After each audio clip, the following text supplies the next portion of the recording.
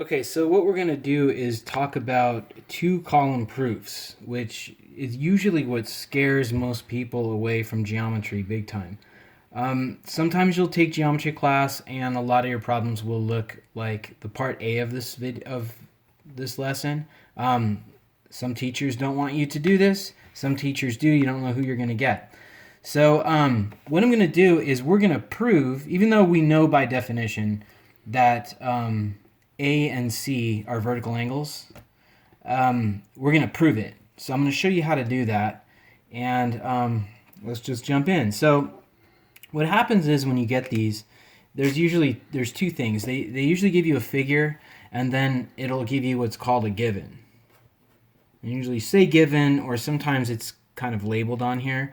Other times, instead of them writing it out like this, they'll actually write 35 here and like 145 right there.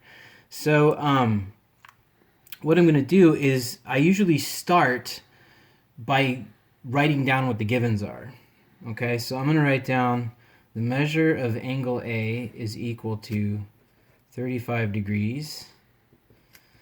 And the measure of angle B is equal to 145 degrees. So that's a statement. And the reason for that is it's given. Okay, the problem told me that. So what I'm going to try to do now is I'm going to try to prove that angle A and angle C are equal. So I'm forgetting the fact that I'm looking at it and I already know they're vertical angles and I already know it's going to come out that way. I'm going to actually prove it. So the first thing I'm going to do is I'm going to set up an equation.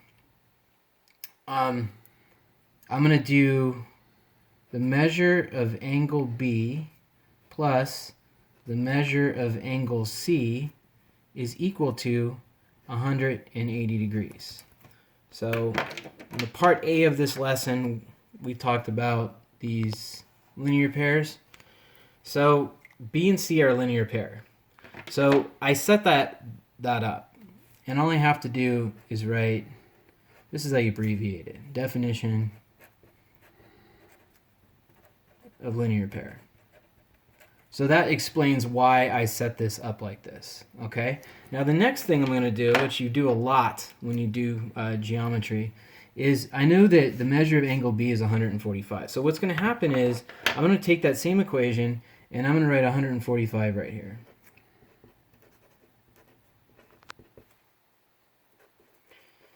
So what I'm doing is instead of angle B, I'm substituting the value 145.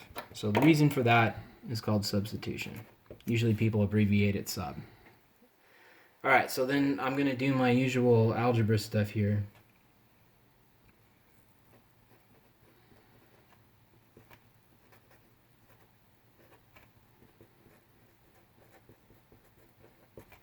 All right, and that's the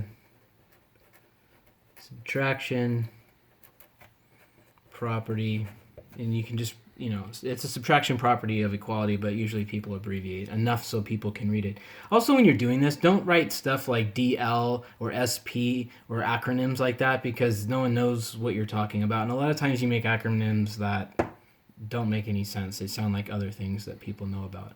So now I'm going to have the measure of angle C is equal to, this comes out to 35 degrees.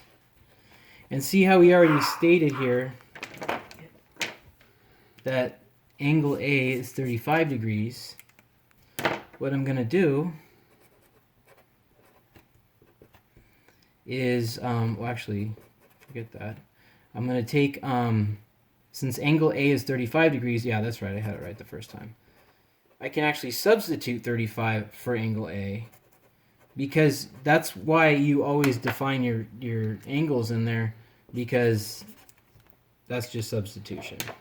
And by the way, when I went from this step to this step, what did I do? That's just substitution. So every time you're like, I don't know what to write. Well, you substituted this for this, and you substituted this for this. So that's what that means. Sometimes you can leave it blank. It all depends on what your teacher wants. I usually put sub. And this is also substitution. And then I did what it said. It said prove that angle A is equal to angle C. And so that's what I'm doing. Even though they're kind of flipped around, it still means the same thing. So that's how you do it. Now I have another example. Nobody ever proves vertical angles are equal because it's a definition. And definitions are like the sky is blue. You don't need to do any work to prove that that's true. What I'm going to do, though, is I'm going to give you another example where we're not really proving something's vertical. We're just going to try to find this angle right here. So we're looking for, I'll label it. We're trying to prove that this angle here is 50 degrees. Okay? So they gave me this. They told me that the measure of angle CBE is 90 degrees. So they told me it, and it's also labeled on here. So this is a right angle. So when I see a right angle, right away I go, you know what? I know that these are complementary, and I'm going to be able to set up an equation with complementary, because otherwise, why would they tell me that? So I know it's important for that reason. I also know that angle CBD is 40 degrees. CBD, so that's this guy right here.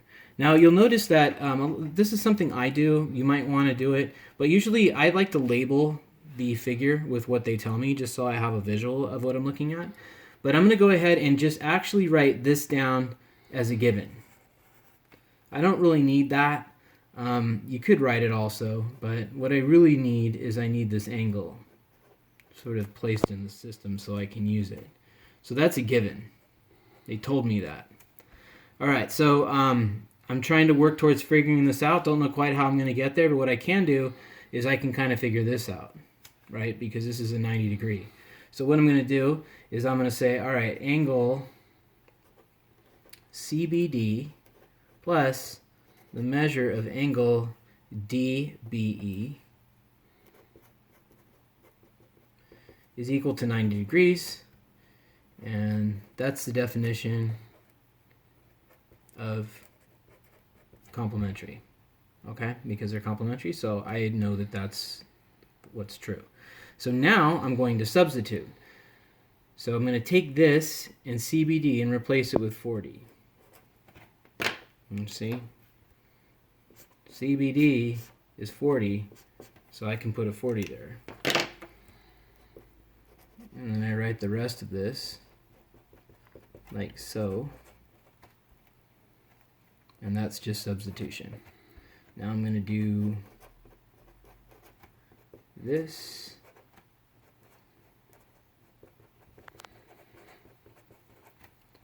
So subtraction property, of equality. You can use equals for equality. All right, and then I now have this. All right, so I've figured out that DBE is equal to 50 degrees, so I'm going to go up here and label that. Okay? Now, I have to prove that ABD is 50 degrees. Well, what I'm going to do is I know that this one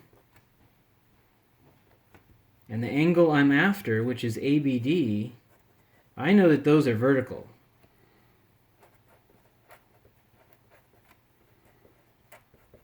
So I know these two angles here are vertical from each other by definition. So I put definition of vertical. And then all I have to do is take my DBE, which I figured out right here is 50 degrees, and just substitute it.